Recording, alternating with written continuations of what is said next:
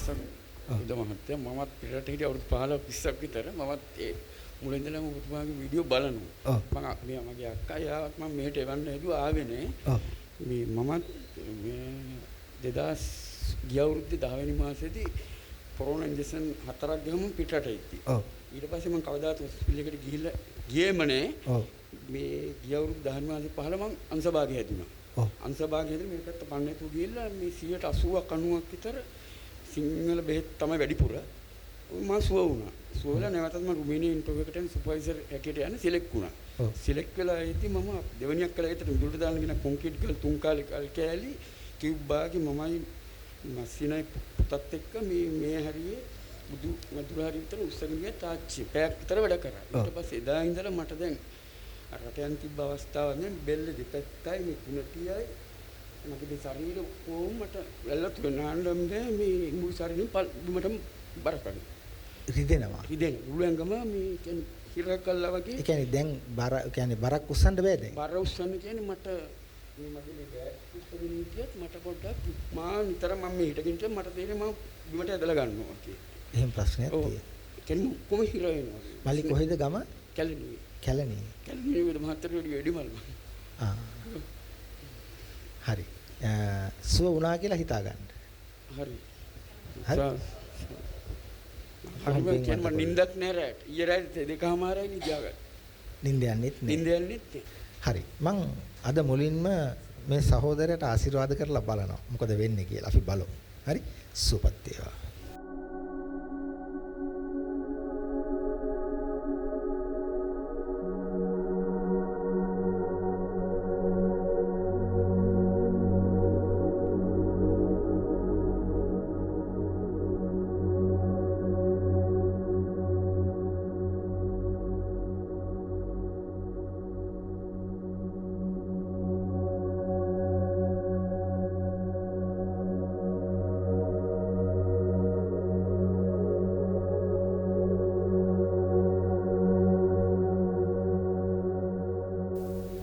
බලන්න ජීවිත වෙනස් වෙන හැටි හිතා ගන්නට බැරි විදිහට නේ කොච්චර විද්‍යාව දියුණුනත් මොන පරීක්ෂණ කළත් මෙතනදී ගොඩක් අසරණ වෙනවනේ.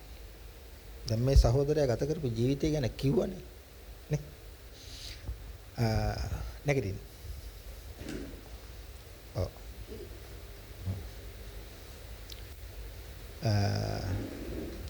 සහෝදරයා වතන වෙන ප්‍රශ්නයක් තියෙන්නේ. දෙකින් පල්ලෙහාට මුළු ඔක්කොම පොළොටම බර ගන්නවා.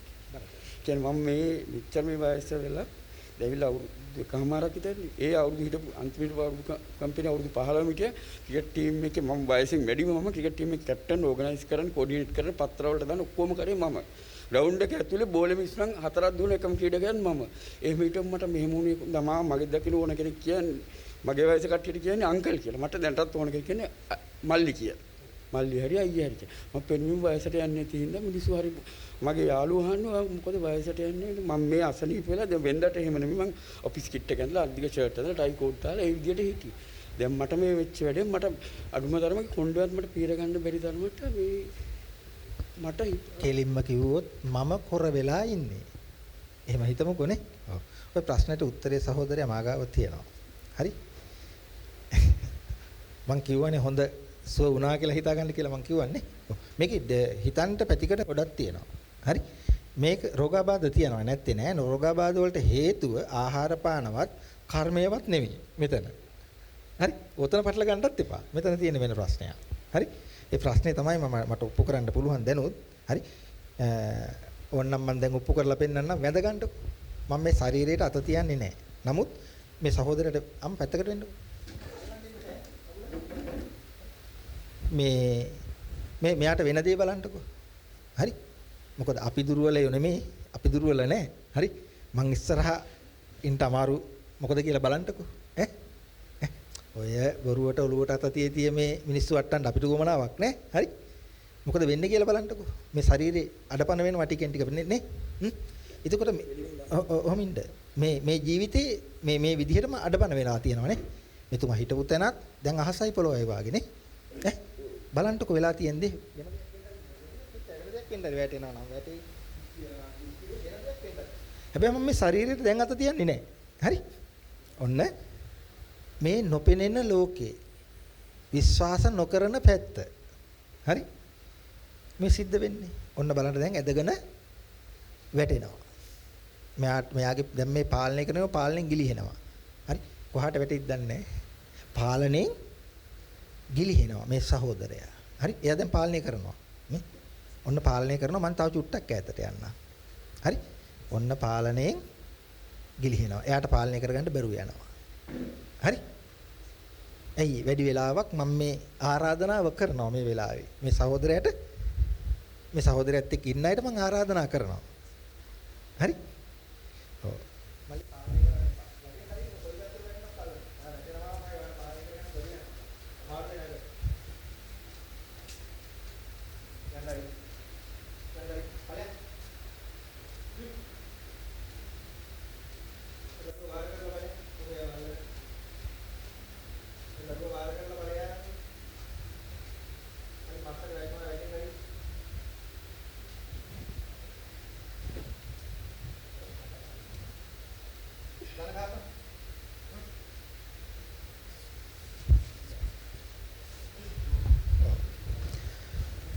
ඔක තමයි ගැටලුව.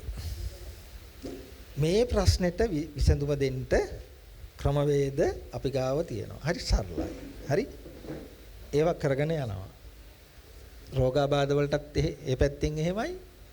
රෝගාබාධයකට හේතුවක් මේ ප්‍රශ්නේ නම් ඒත් එමම තමයි ඒවට උත්තර තියෙනවා. ඔය තිරේ දිස්සෙන දුරකථන අංක වලට කතා කරලා දිනයක් වෙන් කරගෙන සෙනසුරාදා සහ ඉරිදා ආශිර්වාද පූජා පැවැත්වෙනවා පස්යාලේ කලල් පිටියේ සිටුවර අසපුව. මේ නව නුවර පාර පේනමානේ මේ ආශිර්වාද පූජාව තියෙන්නේ. ඉතින් හැමෝටම සම්බන්ධ වෙන්න පුළුවනි නිර්මාංශ වෙලා බෝධි පූජාවක් තියලා සුදු ඇඳුමක් ඇඳගෙන. එනකොට හිස් අතින් එන්න එපා. ඉසිවර දෙවිහාමුදුරුවන් වහන්සේට ඖෂධ වට්ටියක් අරන් එන්න. ඖෂධ වට්ටියක් කියපුවාම ගොඩක් අය ප්‍රශ්න කරනවා මොනවාද ගේන්න ඕන ඖෂධ කියලා.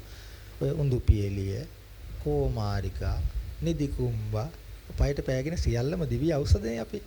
ඒ වගේ ඖෂධ වට්ටියක් කරේ. මල් ටිකක් කඩාගෙන එන්න. හඳුන් කූරු ටිකක් අරගෙන එන්න. කිහිලි කරුව නැතුව සහෝදරය අඩියක්වත් යන්න බෑ. බෑ. මොකද වෙන්නේ කිහිලි කරුව නැතුව යන්න බැරි. ඇයි? වැටෙනවද? ඔව් වැටෙනවා. අපි උත්සාහ කරලා බලමු. ඒ කකුල රිදෙනවද?